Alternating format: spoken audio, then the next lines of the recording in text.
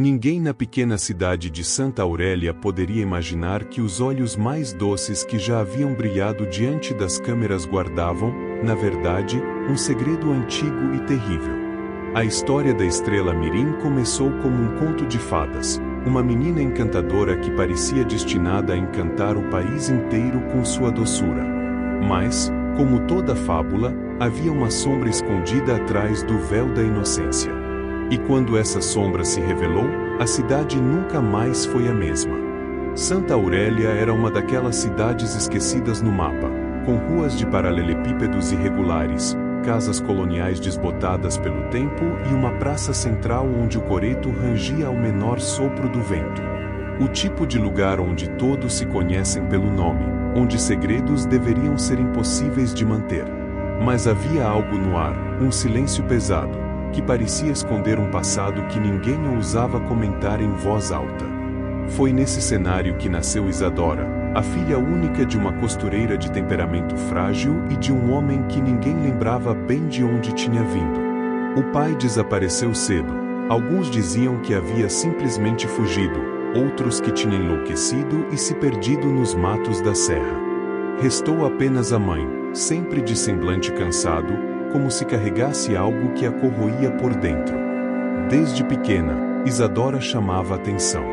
Seus olhos eram de um castanho tão escuro que pareciam negros em certas luzes, e havia neles um brilho hipnótico, como se fossem capazes de sugar para dentro de si qualquer olhar distraído. Ainda criança, começou a cantar em eventos da cidade, primeiro em missas, depois em pequenas apresentações escolares. Sua voz era doce, mas havia um timbre estranho, quase melancólico, que fazia adultos chorarem sem motivo aparente. Não demorou para que um produtor de televisão, que visitava a cidade em busca de talentos regionais, a notasse. Ele descreveu Isadora como um diamante bruto, alguém que poderia se tornar um fenômeno nacional. E assim, de uma cidadezinha empoeirada, Isadora foi lançada ao brilho das câmeras, encantando espectadores de todo o país. No entanto, em Santa Aurélia, nem todos se alegravam. Velhos cochichavam nas esquinas. Diziam que a menina não era apenas talentosa, mas marcada. Alguns contavam que haviam visto coisas estranhas nos bastidores de suas apresentações, objetos se movendo sozinhos, sombras passando onde não havia ninguém, espelhos que refletiam algo além da menina. O mais inquietante, porém, eram os olhos. Quem encarava Isadora por tempo demais dizia sentir calafrios, como se algo dentro dela sondasse cada recanto da alma. Crianças da sua idade evitavam brincar com ela. E mesmo assim, todos eram incapazes de desviar o olhar quando ela se apresentava. Era como se a inocência dela fosse apenas um disfarce, e por trás daquela voz angelical se escondesse algo muito mais antigo do que a própria cidade. Com o tempo, boatos começaram a se espalhar. Alguns afirmavam que nas noites de lua cheia, Isadora vagava sozinha pela praça central, cantando canções que ninguém conseguia reconhecer, mas que deixavam os cães em desespero. Outros juravam que a menina conversava sozinha, em um idioma estranho, sempre antes de entrar no palco. A mãe, cada vez mais abatida, raramente saía de casa. Os vizinhos ouviam seus soluços madrugada dentro, e vez ou outra, gritos sufocados como se ela tentasse lutar contra pesadelos que não terminavam ao amanhecer. Quando questionada, limitava-se a dizer que Isadora tinha um dom, mas seus olhos marejados denunciavam que aquele dom era também uma maldição. O produtor de TV, ignorando os cochichos da cidade, levou a menina para programas cada vez maiores. E quanto mais Isadora brilhava diante das câmeras, mais Santa Aurélia mergulhava em um clima estranho, quase opressor. Acidentes inexplicáveis começaram a acontecer. 2 homens morreram após caírem de andaimes durante a montagem de um palco em que ela se apresentaria. Uma repórter sofreu um colapso nervoso ao entrevistá-la, dizendo que os olhos da menina tinham engolido sua mente. Nada disso, no entanto, aparecia nos jornais.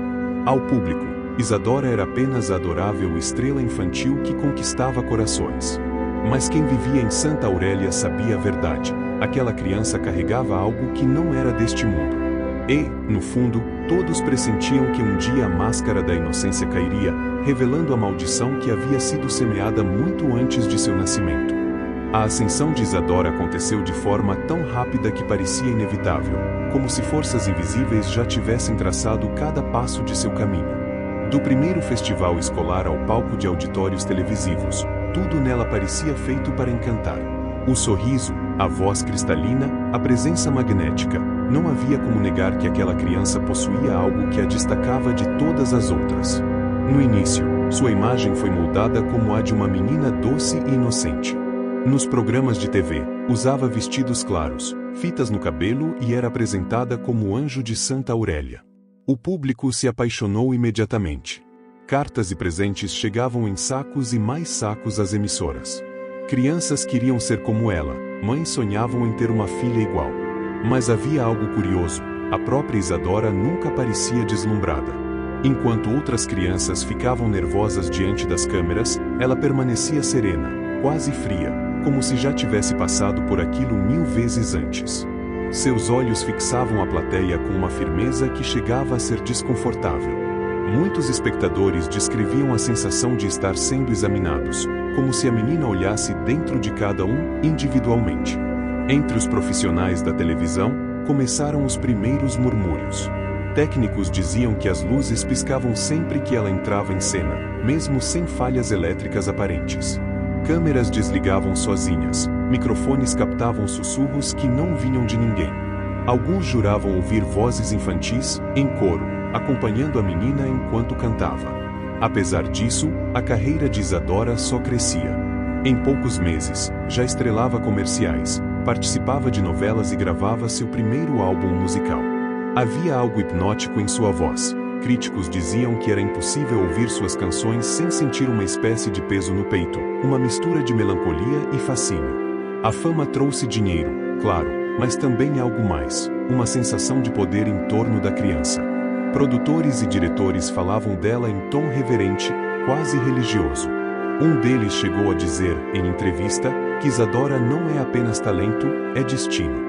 Enquanto isso, em Santa Aurélia, a cidade parecia definhar. Quanto mais Isadora brilhava fora dali, mais sombras se espalhavam pelas ruas.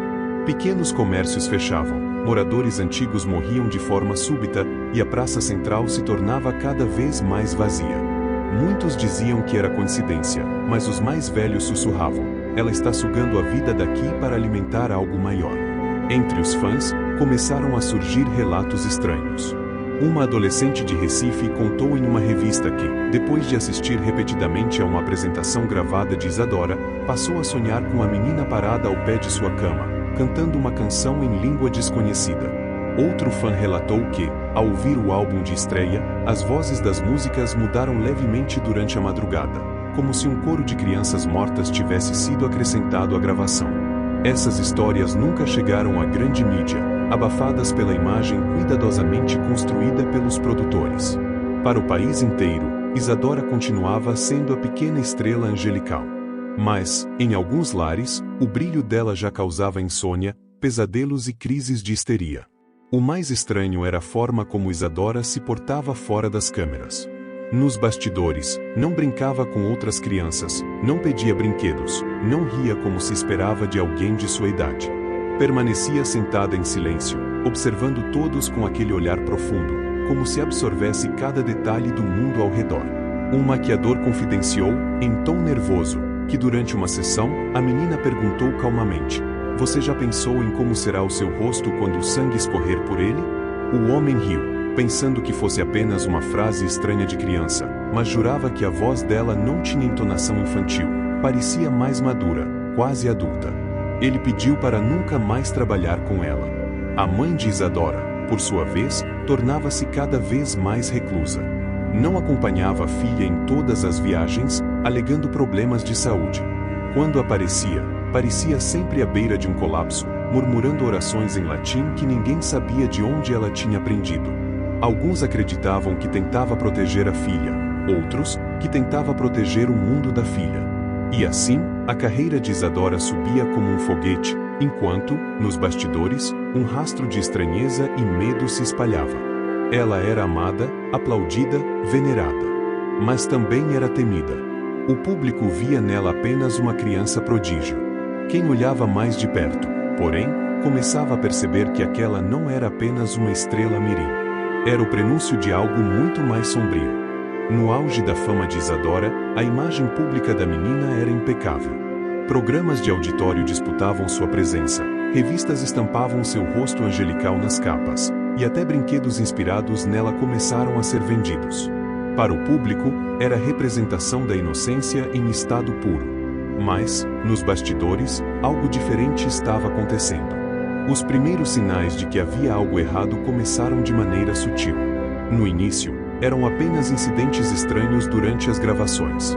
Luzes que estouravam sem explicação, refletores que se desprendiam das estruturas quase atingindo técnicos, câmeras que travavam bem no meio de sua apresentação. A equipe justificava como problemas técnicos, mas os que estavam lá sabiam que não era coincidência. Certa vez, durante a gravação de um programa dominical de grande audiência, uma das câmeras principais captou algo que ninguém conseguiu explicar. No momento em que Isadora começou a cantar, a imagem tremeu. Por frações de segundo, seu rosto apareceu distorcido, os olhos completamente negros, a boca aberta em um sorriso que não era humano. O operador de câmera quase desmaiou e jurava que aquilo não foi defeito técnico. A emissora editou a cena rapidamente antes de ir ao ar. Outros incidentes começaram a surgir. Uma diretora de elenco relatou que, ao deixar Isadora em seu camarim, ouviu risadinhas infantis do lado de dentro, embora a menina estivesse sozinha. Ao abrir a porta, não encontrou nada além da criança sentada diante do espelho, olhando fixamente para o próprio reflexo. Mas, segundo a diretora, havia algo errado no reflexo. As mãos da menina se moviam ligeiramente atrasadas em relação ao corpo real. Nos ensaios, os músicos notavam que, quando Isadora cantava, alguns instrumentos desafinavam sozinhos. O pianista de sua banda chegou a se recusar a acompanhá-la depois de sentir suas próprias mãos tocarem teclas erradas, como se fossem movidas por outra vontade. Ele saiu do palco chorando, dizendo: "Eu não estava controlando meus dedos. Ela estava." Com o tempo, os sinais deixaram de ser apenas técnicos e passaram a atingir pessoas. Durante um programa ao vivo, uma apresentadora conhecida por seu ceticismo abraçou Isadora ao final da apresentação.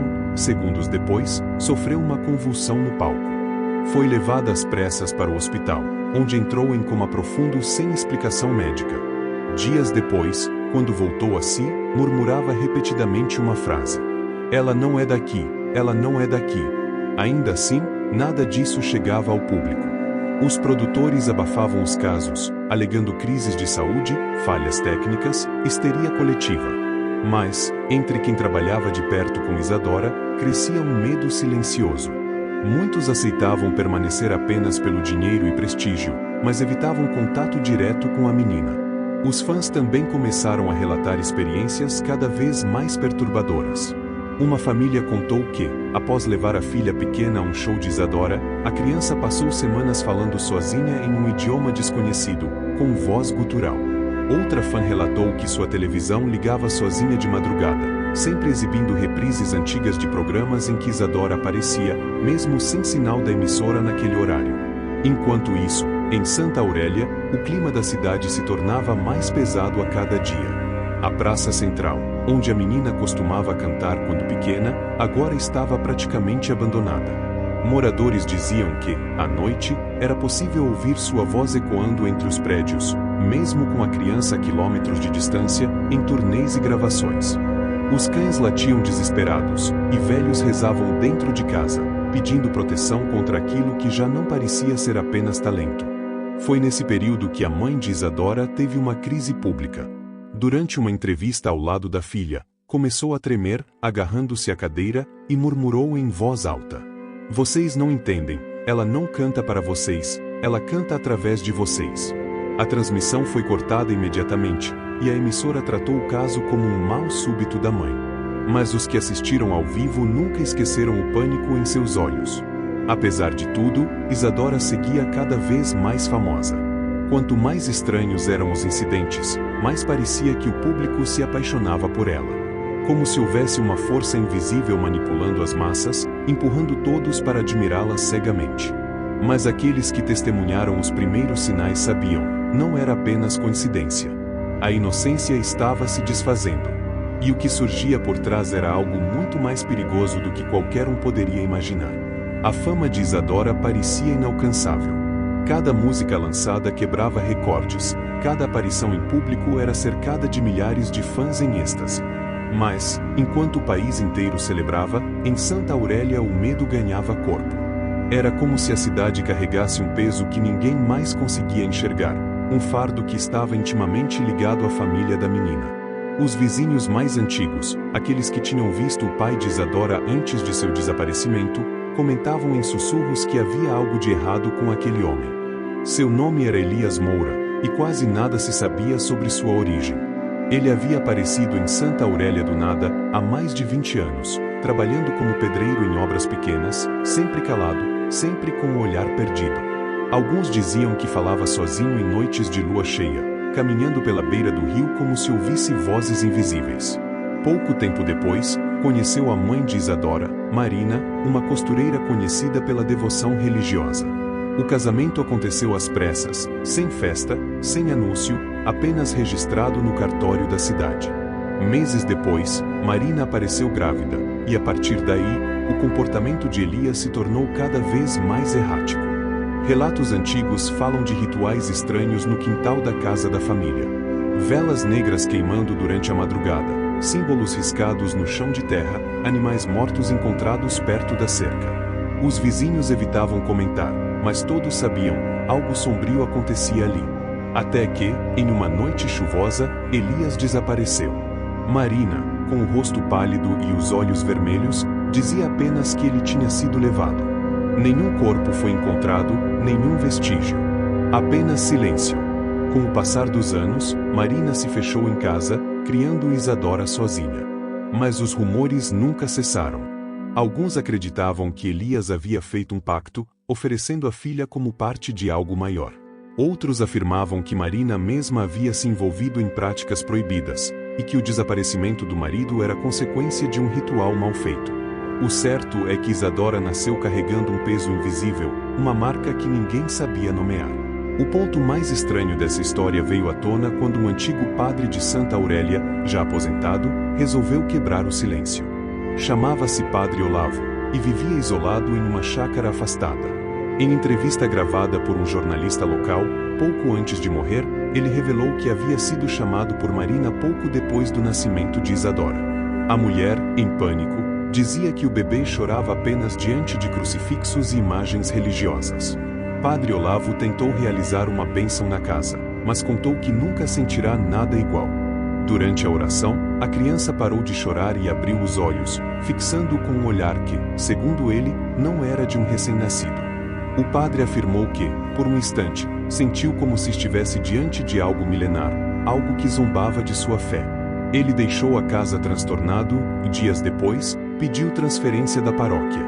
O jornalista que gravou esse relato nunca conseguiu publicá-lo em veículos grandes. As fitas sumiram misteriosamente de seu escritório. Apenas uma cópia mal preservada circula entre colecionadores de arquivos obscuros na internet, sempre acompanhada de boatos sobre azar e tragédias envolvendo quem ouve o testemunho até o fim. Enquanto isso, Marina continuava sua luta silenciosa. Pessoas próximas afirmam que, em sua juventude, ela havia pertencido a uma irmandade religiosa secreta, um grupo de mulheres que estudava antigos rituais trazidos pelos colonizadores portugueses.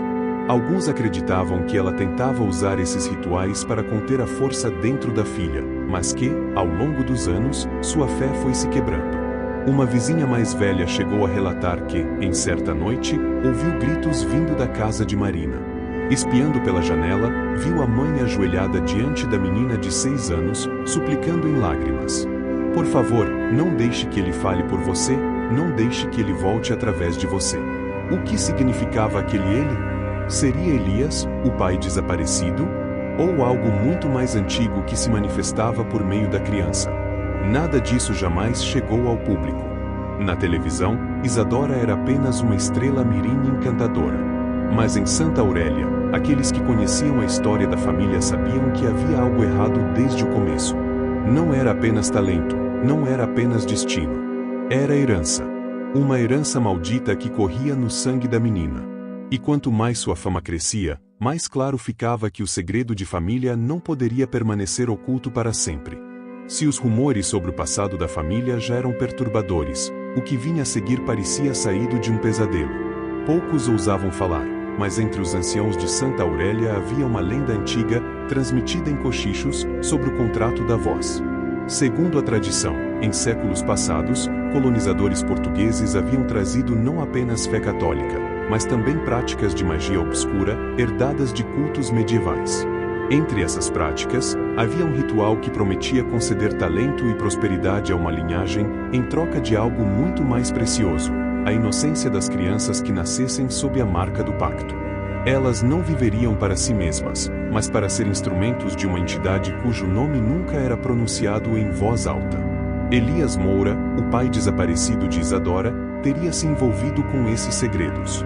Documentos encontrados décadas depois, em arquivos mofados do cartório municipal, indicavam que ele frequentava reuniões clandestinas em casas abandonadas da região. Nessas reuniões, falava-se de um círculo da voz eterna, um grupo que acreditava que a música e a palavra eram canais diretos para o sobrenatural. Uma dessas atas, resgatada por um pesquisador local, trazia um trecho enigmático: o sangue do primeiro fruto será a clave. A voz, o caminho. E aquele que cantar carregará o nome dele, até que o contrato seja cumprido.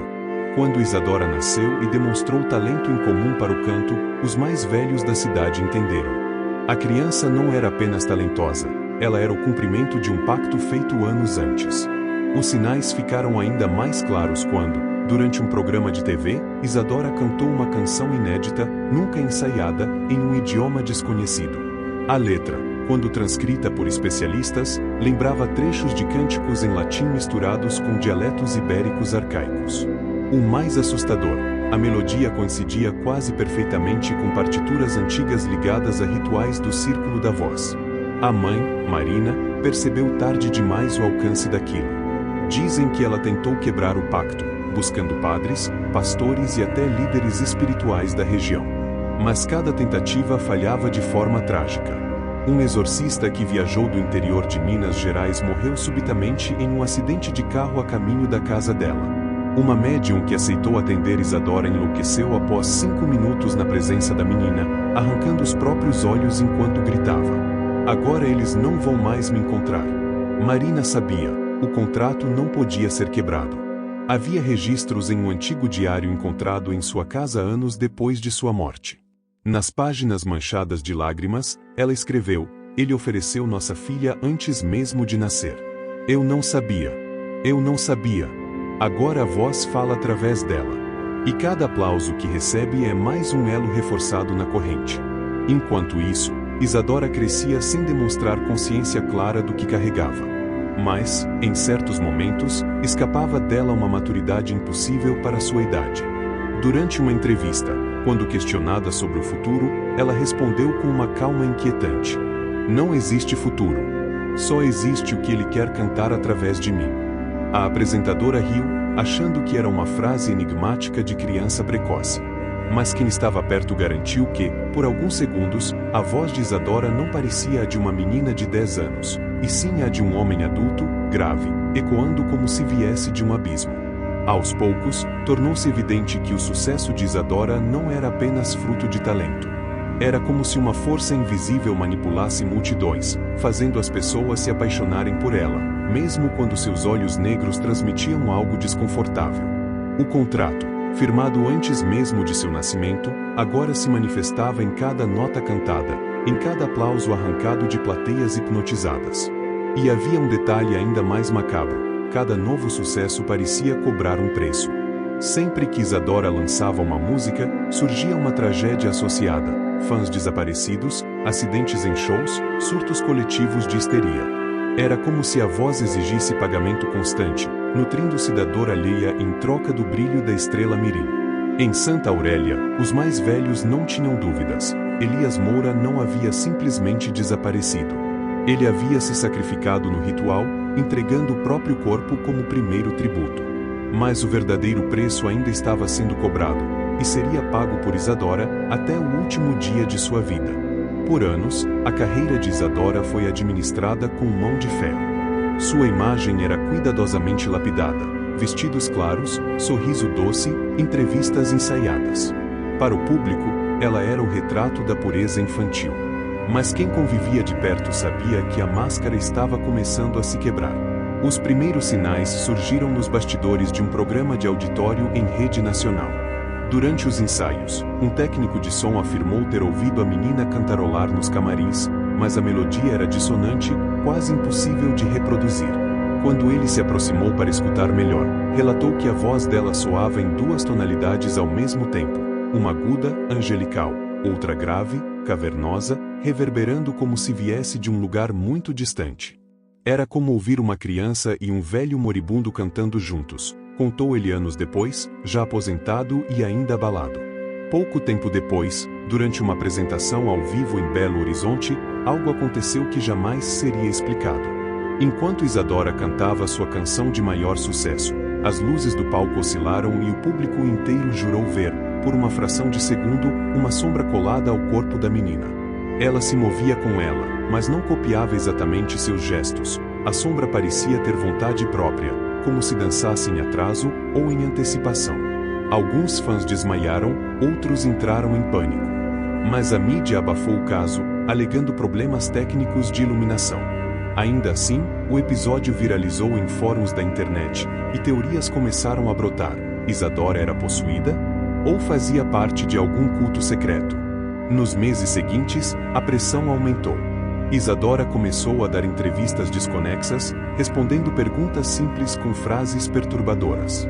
Quando uma repórter perguntou qual era seu maior sonho, a menina encarou a câmera com olhos fixos e disse: "O sonho já acabou. Eu só espero o chamado." O silêncio que se seguiu no estúdio foi cortante. A gravação foi editada antes de ir ao ar, mas cópias não autorizadas circularam online, atraindo ainda mais curiosos para o mistério. Os sinais não paravam.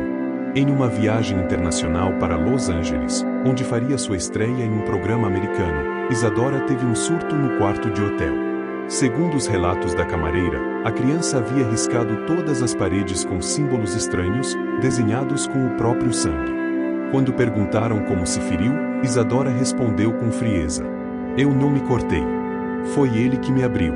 As marcas realmente não pareciam superficiais, mas sim arranhões profundos, como se garras invisíveis tivessem rasgado sua pele. A inocência de menina prodígio estava se desfazendo. O público, que antes a idolatrava sem questionamentos, começou a se dividir. Muitos ainda defendiam, alegando que era apenas uma criança sobrecarregada pela fama. Mas havia os que viam, com clareza, algo muito mais obscuro. Durante uma premiação em São Paulo, transmitida ao vivo, a queda da máscara foi definitiva. No meio de uma apresentação grandiosa, enquanto orquestra e bailarinos a acompanhavam, Isadora parou de cantar a música programada e começou a entoar outra, completamente desconhecida. A melodia era angustiante, com notas que pareciam rasgar os tímpanos. O público ficou paralisado, incapaz de desviar os olhos. Foi então que algo ainda mais aterrador aconteceu. O rosto da menina pareceu envelhecer diante das câmeras. Por alguns segundos, não havia uma criança no palco, mas uma mulher de feições duras, olhos fundos e boca torcida, cantando com voz gutural. Em seguida, a imagem voltou ao normal. O auditório inteiro entrou em pânico. Pessoas vomitaram, outras tiveram convulsões. A transmissão foi cortada imediatamente. Nos bastidores, ninguém ousou falar publicamente sobre o que tinha visto, mas vazaram relatos de que até os músicos da orquestra ficaram traumatizados, incapazes de tocar por meses depois do episódio. Na manhã seguinte, as manchetes tentavam abafar o ocorrido, culpando falhas técnicas de transmissão, efeitos de luz ou histeria coletiva. Mas milhares de espectadores juravam: aquilo tinha sido real. A partir daí, Isadora já não era vista como a criança perfeita. Revistas e jornais sensacionalistas estampavam suas fotos com títulos como Anjo ou Demônio. E o preço da fama precoce. Grupos religiosos começaram a persegui-la, acusando-a de ser a encarnação da besta. O mais inquietante era que, apesar das polêmicas, seu sucesso só crescia. Cada escândalo parecia torná-la ainda mais popular, como se a entidade por trás dela se alimentasse justamente da controvérsia, do medo e do ódio que despertava. Marina, a mãe, já não tinha forças para lutar. Amargurada, ela se limitava a acompanhar a filha de um show para outro, tentando proteger o pouco de humanidade que ainda restava. Mas todos sabiam, Isadora já não era apenas uma criança. Ela era um receptáculo. E o que quer que habitasse dentro dela estava se tornando cada vez mais visível, cada vez mais audível. Numa entrevista rara, Marina deixou escapar uma frase que seria lembrada por décadas. Eu não sei se ainda tenho uma filha, ou se minha filha foi apenas a porta que ele precisava. Isadora já não era apenas uma estrela infantil. Aos 13 anos, era um fenômeno mundial. Seus discos batiam recordes de vendas, suas músicas lideravam paradas em vários países e sua presença em qualquer programa de TV significava audiência garantida. Mas, por trás dos números e do brilho das câmeras, algo mais sombrio crescia, e estava cada vez mais impossível de esconder. Seus shows internacionais se tornaram eventos aguardados com devoção quase religiosa. Fãs viajavam milhares de quilômetros, acampavam por dias nas portas dos estádios e falavam dela não como de uma cantora, mas como de uma espécie de mensageira divina. Porém, os relatos dos que assistiam às apresentações começavam a se confundir com descrições de ritos coletivos de invocação. Em Londres, durante um concerto no 2 Arena, a multidão jurou ter ouvido uma segunda voz acompanhando Isadora, uma voz que não vinha de nenhum microfone, nem de nenhum backing vocal.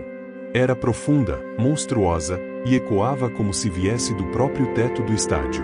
O público inteiro cantou junto, como se estivesse em transe, entoando palavras que ninguém depois soube traduzir. No dia seguinte, dezenas de fãs relataram sonhos idênticos. Todos se viam em uma sala escura, ajoelhados diante de uma figura colossal, que os observava com olhos sem fundo. Em Buenos Aires, a situação foi ainda mais grave. No meio de uma apresentação, os telões que transmitiam o show exibiram imagens que ninguém da produção havia programado. Símbolos antigos, rostos distorcidos, fragmentos de corpos em decomposição. O público entrou em desespero. Centenas correram para as saídas, e pelo menos 20 pessoas morreram pisoteadas na confusão. Ainda assim, no dia seguinte, os ingressos para a turnê seguinte esgotaram em minutos. Era como se a morte fosse parte do espetáculo. A imprensa já não conseguia controlar a narrativa. Jornais e programas de TV começaram a questionar abertamente a natureza daquilo que cercava Isadora.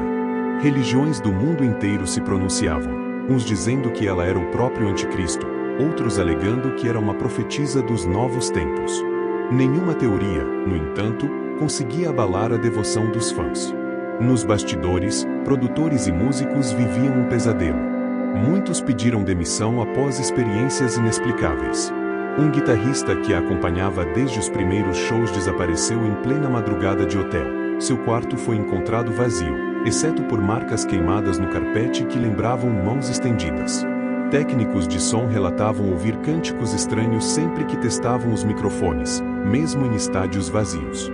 Isadora? Ela parecia não apenas confortável, mas alimentada por tudo isso. Seus olhos, antes negros e enigmáticos, agora brilhavam de uma forma quase febril no palco. Sua voz adquirira um alcance sobre-humano. Em gravações de estúdio, era possível ouvir frequências impossíveis para o ouvido humano, mas que causavam desconforto físico, dores de cabeça, náuseas e até desmaios. Cientistas chegaram a estudar os áudios, sem nunca conseguir uma explicação plausível. O auge de tudo aconteceu em Tóquio, numa apresentação transmitida ao vivo para milhões de espectadores. O show começou como de costume, luzes impecáveis, coreografias, multidão vibrante. Mas na metade da segunda música, Isadora largou o microfone e começou a cantar sem amplificação. Ainda assim, sua voz preenchia o estádio inteiro, como se cada partícula de ar vibrasse com ela. Foi nesse momento que as luzes se apagaram de forma repentina. No breu absoluto, milhares de celulares iluminaram o local, e todos captaram a mesma coisa: centenas de silhuetas escuras no palco, dançando em torno da menina. Elas não eram dançarinos. Não tinham rostos, não tinham forma definida, mas se moviam em perfeita sintonia com a melodia. Quando as luzes voltaram, Isadora estava no centro do palco, de joelhos, com os braços erguidos como em oferenda. A plateia inteira aplaudiu, mas os aplausos não soavam normais. Era como um rugido coletivo, visceral, quase animal. Após esse espetáculo, algo mudou de vez. Não havia mais como negar, os shows não eram apenas entretenimento. Eles se tornaram rituais, e cada multidão que assistia saía marcada. Nos meses seguintes ao show de Tóquio, um fenômeno estranho foi registrado. Dezenas de fãs cometeram suicídio em circunstâncias idênticas, deixando bilhetes com a mesma frase: "Ele já me chamou." O governo japonês tentou censurar o caso, proibindo novas apresentações de Isadora no país. Mas a entidade por trás dela parecia já não depender de fronteiras. Sua música circulava como praga, penetrando em rádios, playlists e até em transmissões piratas na internet. Cada clique era como uma prece, cada reprodução mais um eco do contrato sombrio que ainda estava em vigor. Nos bastidores, Marina, cada vez mais abatida e quase irreconhecível, tentava alertar pessoas próximas. Em uma gravação clandestina feita por um produtor, a mãe foi ouvida dizendo: "Não deixem ela cantar mais, cada música abre uma porta. Eu vejo eles chegando. Eu vejo eles chegando." Mas ninguém mais tinha poder para pará-la. Isadora era maior do que qualquer controle humano. Sua imagem, sua voz, sua presença estavam além da compreensão. E em cada show, em cada espetáculo, ficava mais claro: o que se manifestava através dela não queria apenas a fama. Queria multidões ajoelhadas, coros submissos, corações entregues. E estava conseguindo. O mundo inteiro assistia. Não era mais apenas Santa Aurélia, nem os palcos internacionais. Agora, a história de Isadora tinha chegado a todos os cantos: redes sociais, canais de TV, sites de notícias. Cada clipe, cada música, cada entrevista carregava consigo rumores, teorias e terror. Mas ninguém estava preparado para o que viria. A apresentação marcada em Nova York seria transmitida ao vivo globalmente. Estádios e praças improvisadas se encheram de milhares de pessoas, enquanto milhões de outras assistiam pela internet. Isadora subiu ao palco com o sorriso angelical que todos conheciam, mas quem estava perto do palco notou algo diferente. Seus olhos negros brilhavam de forma intensa, e uma sombra parecia se estender de seu corpo, como se fosse uma segunda pele viva. O espetáculo começou como de costume, mas logo se tornou claro que algo estava fora do controle humano. Isadora parou no meio da primeira música e ergueu os braços. De repente, o palco inteiro começou a vibrar, luzes e telas projetando imagens de símbolos arcanos antigos. O público não conseguia se mover, hipnotizado por uma força invisível que emanava da menina. Foi nesse instante que a verdadeira natureza da voz se manifestou. A melodia que Isadora cantava já não era infantil, mas carregava uma profundidade e um poder que pareciam atravessar o espaço e o tempo.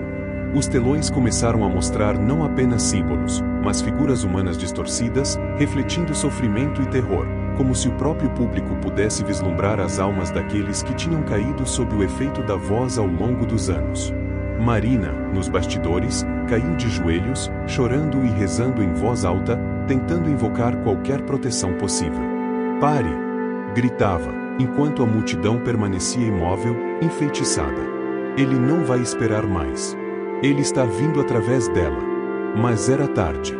Cada nota cantada por Isadora parecia abrir uma porta invisível, e algo começou a se materializar no palco. Uma forma enorme, etérea, quase humana, mas distorcida e coberta por sombras, emergiu por trás dela. Não havia dúvida, a entidade do contrato, o verdadeiro ele, estava ali. Sua presença não podia ser descrita com palavras normais. Era como se o próprio medo tivesse assumido forma. O público, ainda hipnotizado, não percebia o horror absoluto ao seu redor. Mas câmeras captaram imagens que jamais seriam esquecidas. Pessoas desmaiaram simultaneamente, gritos surgiram em coro, e parte da plateia começou a apresentar convulsões estranhas. As luzes e os efeitos visuais pareciam quase secundários diante do que acontecia no palco. Isadora continuava cantando, e cada nota parecia alterar a realidade. As paredes do estádio vibravam, fissuras surgiam no chão, e a sombra da entidade se estendia sobre toda a plateia, como uma maré de trevas viva. Os músicos que acompanhavam a apresentação foram lançados ao chão por forças invisíveis, incapazes de tocar. Foi nesse momento que os repórteres e cinegrafistas mais próximos registraram algo impossível. O rosto de Isadora mudou. Não era mais a menina angelical que todos conheciam. Sua boca se alongou, seus dentes brancos brilharam em um sorriso que não era humano, e sua voz se fundiu com a da entidade. Era impossível distinguir onde terminava a criança e onde começava o monstro que habitava dentro dela. Marina, desesperada, finalmente tentou intervir. Correu para o palco, implorando e segurando a filha nos braços. Isadora, por favor, você ainda é minha filha. Eu nunca fui sua. Respondeu a voz, ecoando em múltiplas camadas. Ele está em mim. Ele sempre esteve. As palavras de Isadora cortaram o ar como lâminas. Cada nota parecia mais forte, mais intensa, mais devastadora. A multidão começou a perceber o perigo, mas já era tarde demais. Aqueles que estavam próximos ao palco desmaiaram ou correram em pânico. As transmissões internacionais mostraram caos absoluto, corridas, gritos, colapsos, e ainda assim, muitos permaneciam hipnotizados diante da tela, incapazes de desviar os olhos. O auge da revelação veio quando a entidade finalmente se manifestou por completo. A forma atrás de Isadora cresceu, estendendo braços enormes que pareciam atravessar o teto do estádio. Vozes em coro, impossíveis de serem humanas, emergiram do palco, ecoando pelo mundo inteiro. O contrato está cumprido. A voz se manifesta. O mundo é testemunha. E naquele instante, os que assistiam perceberam que não se tratava apenas de um pacto familiar. Era uma força antiga, selada há séculos, que precisava de um instrumento, e Isadora havia sido escolhida antes mesmo de nascer.